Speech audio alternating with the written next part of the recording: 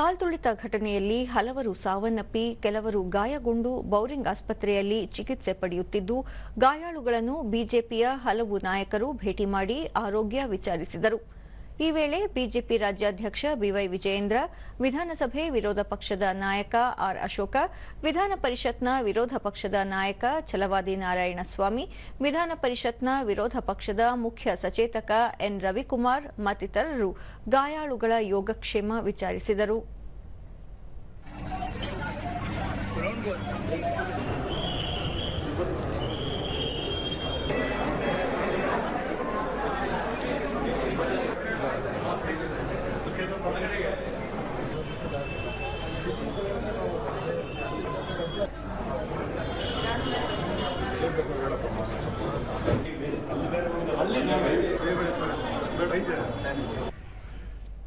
ಬಳಿಕ ಬಿವೈ ವಿಜಯೇಂದ್ರ, ರಾಜ್ಯ ಸರ್ಕಾರದ ನಿರ್ಲಕ್ಷ್ಯ ಧೋರಣೆಯೇ ಕಾಲ್ತುಳಿತ ಘಟನೆಗೆ ಕಾರಣವಾಗಿದೆ.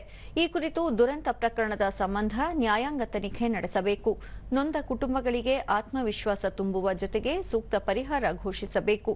ಆಸ್ಪತ್ರೆಯಲ್ಲಿ ಚಿಕಿತ್ಸೆ ಪಡೆಯುತ್ತಿರುವವರಿಗೆ ಸೂಕ್ತ ಚಿಕಿತ್ಸೆ ಕಲ್ಪಿಸಬೇಕು ಎಂದು ತಿಳಿಸಿದ್ದಾರೆ.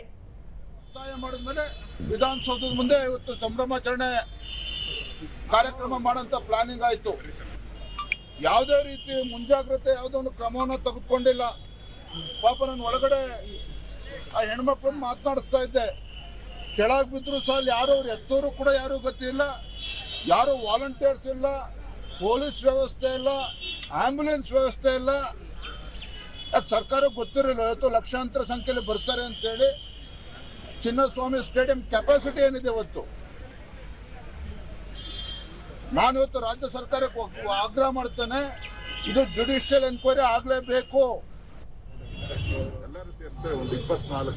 ಈ ನಡುವೆ ವಿಧಾನಸಭೆ ವಿರೋಧ ಪಕ್ಷದ ನಾಯಕ ಆರ್ ಅಶೋಕ ಪ್ರತಿಕ್ರಿಯಿಸಿ, ಕಾಲ್ತುಳಿತದ ದುರಂತ ಪ್ರಕರಣಕ್ಕೆ ರಾಜ್ಯ ಸರ್ಕಾರವೇ ಕಾರಣ, ಆತುರದ ನಿರ್ಧಾರದಿಂದ ಇಂತಹ ದುರ್ಘಟನೆ ನಡೆದಿದೆ ಎಂದು ಹೇಳಿದ್ದಾರೆ.